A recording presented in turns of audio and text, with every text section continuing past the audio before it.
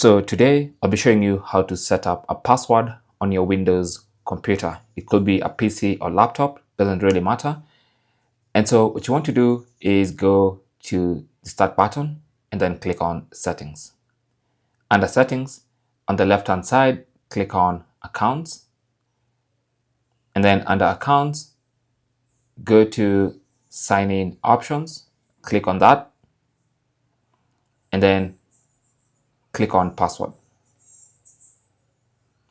So it's going to say use password to sign into Windows apps and services. Just go ahead and click on add. And then let's set up our new password. So type in the password you want and make sure you type in a password that you will remember. And then retype the password here where it says confirm password. So type the same password.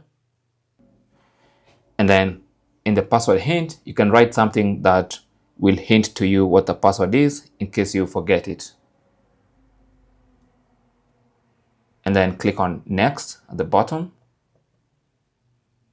And then it says next time you sign in, use your new password. So go ahead and click on finish. So now, anytime you start your computer or log off, in fact, let's try and restart and see if this works.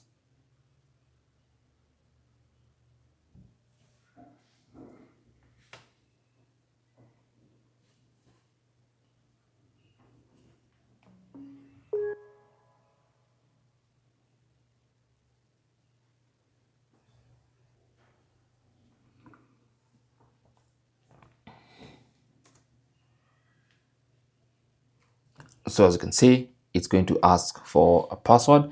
Every time you switch it on or log off, it's going to ask for a password and you have to type in the password to be allowed into the computer. Simple as that. Thanks for watching. Don't forget to like and subscribe.